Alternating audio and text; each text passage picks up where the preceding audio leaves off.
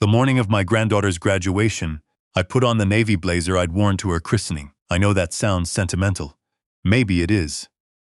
But when you've raised a son on your own since he was 9 years old, you hold on to things like that. Little threads that connect the years. Her name is Avery. She was graduating from the University of Michigan with a degree in architecture, same field I'd spent 38 years in.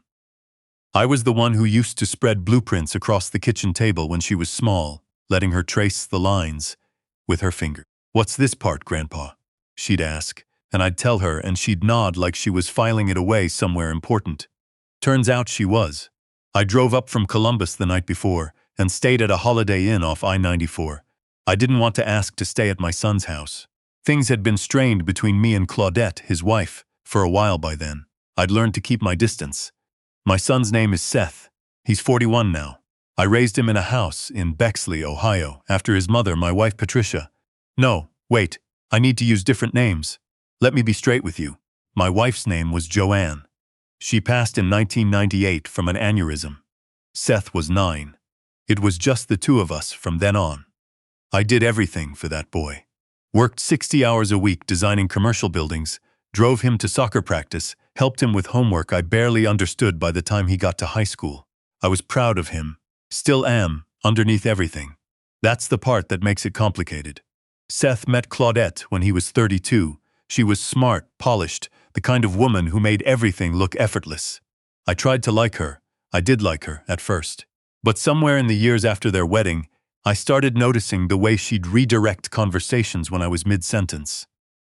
The way plans with Seth always seemed to fall apart at the last minute when she was involved. Small things. The kind of things you tell yourself you're imagining. Avery was Seth's daughter from a short relationship before Claudette. He'd had full custody since Avery was 3. I'd been there for every birthday, every school play, every holiday. When Claudette came into the picture, Avery was 7. The adjustment wasn't easy for anyone, but Avery was a good kid. Adaptable. She folded herself into the new family arrangement without complaint, the way kids do when they don't feel like they have a choice. By the time Avery was in high school, I noticed she'd grown quieter around me.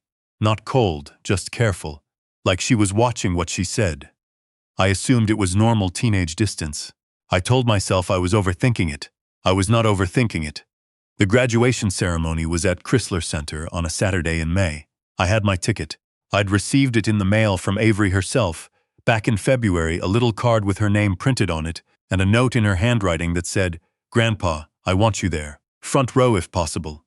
Love, Avery." I kept that card in my jacket pocket. I still have it. I arrived early, parked, walked across campus in that particular May sunshine that makes everything look like a movie. I could feel it, the kind of day you store in your memory before it's ever sore. Seth was standing near the entrance to the arena with Claudette. They had their backs to me at first. When Seth turned and saw me, something crossed his face. I didn't know what to call it then. I do now. "Dad," he said. "Hey, bud." I held up my ticket. Big day. Claudette looked at Seth. That was the first thing I noticed. She looked at Seth before she looked at me. "Dad," Seth said again, slower this time. There's been a situation with the tickets." I waited. "Each graduate only got 6, he said. And the count didn't work out. Claudette's parents are here, and her sister flew in from Portland and with her kids and Avery's boyfriend." "I have a ticket," I said. I held it up again, as if he hadn't seen it. "I know." He rubbed the back of his neck. "But the thing is, that ticket there was a mix-up. You weren't supposed to receive that one." I stood very still. "What do you mean?" I said. "I wasn't supposed to receive it. Avery sent it without. She didn't realize the count." He stopped. Started again. "There isn't a seat for you, Dad. I'm sorry. Claudette's mother came all the way from Phoenix and I drove 4 hours," I said. "I know. Avery sent me this card herself." I started to reach into my pocket. "Dad." Seth's voice dropped. Not unkind, but final. "Please don't make this into something. Not today." Behind him, Claudette was looking at her phone. "I want to tell you," I said something. Something calm and dignified that made clear I understood exactly what was happening. But the truth is, I just stood there for a moment, holding my ticket, with the May sun on my face, and people streaming past us into the arena, and I felt something I hadn't felt since Joanne died. A specific kind of alone. The kind that only comes from the people who were supposed to be your people. Okay, I said. That was all. Just, okay. I turned around and walked back to my car. I sat in the driver's seat for a long time without starting the engine. I watched families walk past. Grandparents, parents, siblings, all of them heading towards someone who wanted them there. I thought about the navy blazer. I thought about Avery's handwriting on that card. Then I took out my phone and called my attorney. Her name is Beverly Hatch. I've known her for 20 years, since she helped me incorporate my architecture firm. She picked up on the second ring, which I was grateful for. Beverly, I said, I need to talk to you about my will and my business succession plan. How soon can we meet? There was a brief pause. Monday morning work. Monday morning is perfect. I drove back to the Holiday Inn, ordered room service, watched a documentary about the construction of the Hoover Dam, went to sleep. Here is what you need to understand about what happened next. This isn't a story about revenge. I want to be clear about that, because it would be easy to frame it that way, and easy framing is usually wrong. What happened next was about clarity, about finally seeing what had been true for years and deciding to stop pretending otherwise. My architecture firm, Holt and Associates, Holt being my mother's maiden name, had been in operation since 1989. By the time I turned 65, it was generating about $2.4 million in annual revenue. Not a Fortune 500 company, but 35 years of my life. 35 years of early mornings and client meetings, and watching buildings I designed go up in cities across Ohio and Michigan and Indiana. I had always assumed Seth would be part of it. Not because he was an architect. He wasn't. He worked in pharmaceutical sales. But because I had quietly, without ever putting it in writing anywhere, begun building the business valuation with him in mind. I had told him this, in the loose way fathers sometimes tell sons things. Someday this will matter to you. I had not told Beverly this. I had not told anyone with legal authority this. It was a feeling I carried, not a document. That was my mistake. Seth had known about the business's value. I realized, sitting in that Holiday Inn room, that he had known about it for years. Claudette had known, and I thought about the last 2 or 3 years, the slow way my relationship with Seth had contracted, the increasing management of what I was told, and when, the way I'd been kept at arm's length from Avery. I thought about all of it differently now. On Monday morning, I sat across from Beverly in her office on High Street, and I told her everything. She listened. She took notes. When I was done, she folded her hands on the desk and looked at me with the expression she reserves for when she's about to say something you need to hear clearly. You haven't put anything in writing that names Seth as a beneficiary to the business. No. No partnership agreement, so succession plan document, no letter of intent. No. She nodded slowly. Then there's nothing to undo, she said. You have full authority over everything. The question is just what you want to do with it. I told her what I wanted to do. Over the next 6 weeks, Beverly and I restructured everything. I established a living trust. I updated my will. I named my nephew, a sharp 38-year-old, named Grant, who'd worked in commercial real estate for a decade, as the successor trustee and primary business beneficiary. Grant wasn't family in the close sense. He was my late brother's son, and we'd never been particularly tight. But I called him, explained the situation in broad terms, and asked if he'd be interested in discussing a potential role in the firm.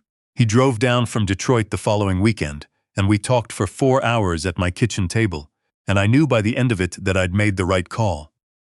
I also revised the beneficiary designations on my life insurance policies. I updated the deed on my vacation property up in Put-in Bay. I contacted my financial advisor and restructured my investment accounts. Beverly told me to document everything meticulously, to make sure there were no legal ambiguities that could be challenged later. I did. I didn't tell Seth any of this. I want to be honest about that. I didn't call him. I didn't send a letter. I didn't give him any warning. Part of me, the father part, the part that still remembered teaching him to ride a bike on the sidewalk in Bexley, part of me wanted to. But I thought about Avery's ticket, about the way he'd said, "Please don't make this into something." And I understood that he had already decided what I was worth to him. Telling him would have just been an invitation for Claudette to call a lawyer of their own and start looking for ways to contest things that weren't yet finalized. So I waited. About 2 months after the graduation, I got a call from a number I didn't recognize. I almost didn't pick up. When I did, I heard Avery's voice.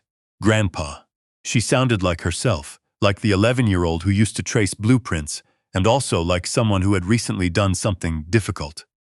Avery, I said. I'm calling from my roommate's phone. I didn't know if you'd pick up if you saw my number. I'd always pick up for you, I said. She was quiet for a moment.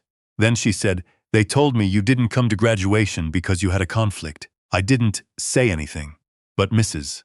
Patterson, she was sitting a few rows back. She said she saw you outside the arena with Dad. Before the ceremony. Mrs. Patterson was a neighbor from our old street in Bexley. The kind of woman who notices things and remembers them. Grandpa, Avery said, did they tell you there wasn't room for you? I was sitting on my back porch when she called. It was late July, the kind of evening where the air is finally cool after a hot day, and the fireflies were just starting up in the yard.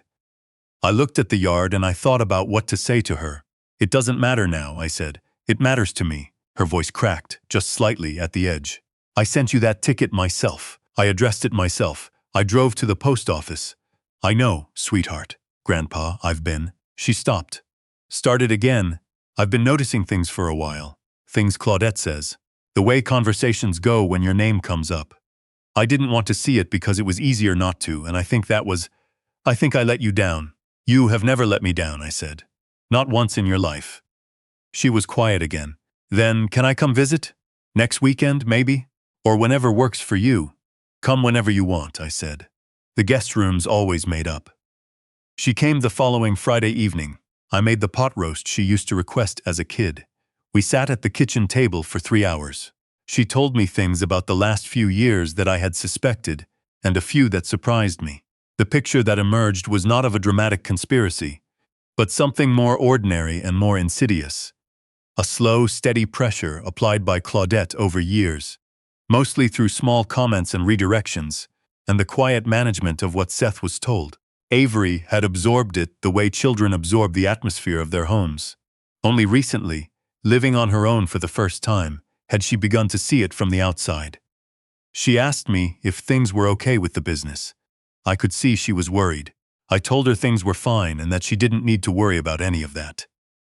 What I didn't tell her yet, because the timing wasn't right, and because I needed Beverly to finish the final documentation first, was that I had added her name to the trust as a secondary beneficiary. Not Seth, not Claudette, not anyone Claudette could influence. Avery, who had sent her grandfather a card in her own handwriting and driven to the post office to mail it, who had spent the summer feeling something was wrong and finally called me from her roommate's phone to say so. I'm 68 years old. I've spent most of my adult life building things. Buildings, a business, a version of a family that kept changing shape every time I thought I had it figured out. My wife died when I was 39. My son grew into someone I don't always recognize. These are the facts of my life, and I have made a kind of peace with them. But I'll tell you what I haven't made peace with, and don't intend to. The idea that you have to keep giving to people who've decided you're not worth keeping. That love is unconditional in some absolute way that removes your right to make clear decisions about who inherits your life's work. The Monday after Avery's visit, Beverly sent me the final executed documents. I signed them. Everything was in order. I called Grant to let him know. He thanked me and said he'd already begun talking to 2 of my senior architects about a potential transition plan. He was taking it seriously. That meant something. The next week, Seth called me for the first time since graduation. I was in my car, about to pull out of the grocery store parking lot. Dad, he said. He sounded different. Slightly off balance. The way people sound when they've just learned something they weren't expecting. I later found out that a mutual friend of ours, a man named Paul, who golfed with Seth and also happened to know Grant from a business networking group, had mentioned in passing that Grant was being brought in on something involving my firm. Hey, Seth, I said. I've been meaning to call, he said. I wanted to check in. That's nice of you. A pause. How are things with the firm? Good, I said. Really good, actually. Another pause, longer. I heard Grant's been in touch with you. He has, I said. He's been great, Dad. His voice shifted. Can we get together? I think we should talk. And here is the moment I want to describe carefully, because it's the part that people might assume was satisfying in a clean way, and it wasn't. It was complicated. He was still my son. He was still the 9-year-old I'd held in the parking lot of Riverside Hospital when they told us Joanne wasn't coming home. That doesn't go away. That will never go away. Sure, I said. Let's get together. We had lunch at a diner in Dublin, Ohio the following Saturday. Seth came alone. He looked tired. He ordered coffee and kept his hands around the mug like he needed something to hold on to. He said he was sorry about graduation. He said he didn't handle it well. He said there had been a lot of pressure that weekend with Claudette's family visiting and things had gotten out of hand. He stopped short of saying Claudette had orchestrated any of it, but he also didn't defend her the way he once might have. There were things unsaid in the spaces between his sentences, and I let them stay unsaid. I asked him how Avery was doing. His face changed when I said her name. She's good. We haven't seen as much of her since she graduated. She's busy. She came and visited me, I said. About 2 weeks ago. We had pot roast. He nodded. He looked at the table. She seems happy, I said. She got a job at a firm in Ann Arbor. Design-build company. She starts in September. That's great, he said. And I believe he meant it. Whatever else was true, he loved his daughter. We talked for almost 2 hours. I didn't mention the trust revisions. I didn't mention Grant's role, or the restructured will, or any of it. It wasn't a threat I needed to hold over him. The decisions were made. The documents were signed. If he eventually found out, and he'd find out when it was relevant, then that would be a conversation for another day. What I did tell him, toward the end of lunch, when the coffee had gone cold and the diner was quieter, was this: Seth, I need you to understand something. I love you. That hasn't changed and it won't change.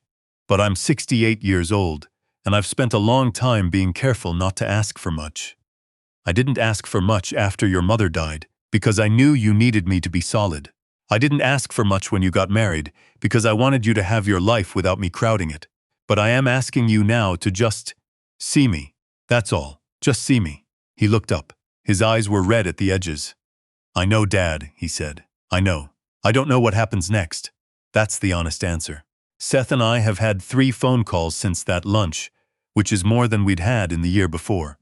Whether that continues, whether things shift with Claudette, whether the distance that built up over years can be crossed, I genuinely don't know. Life is not a story that ties itself up cleanly. I've lived long enough to know that. What I do know is this. Avery called me last Thursday to ask if she could store some boxes at my place while she figures out her apartment situation in Ann Arbor. I told her, of course. She showed up Sunday with her boyfriend, a quiet kid named Theo, who shook my hand properly and offered to help carry things, and the 3 of us spent the afternoon rearranging my garage. Afterward, I grilled burgers and we sat on the back porch until it got dark. She asked me, at one point, how I was really doing. I looked out at the yard. The fireflies were doing their thing again, same as that July evening when she'd called me from her roommate's phone. The same yard where Joanne used to sit and read on summer evenings before everything changed. The same yard I'd thought about leaving a dozen times and never did. I'm okay. And I meant it in a way I hadn't meant it in a while. I'm actually okay.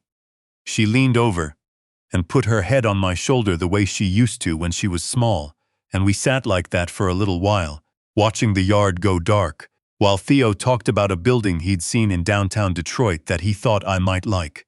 And the evening came in around us, quiet and ordinary, and for the first time in a long time, enough.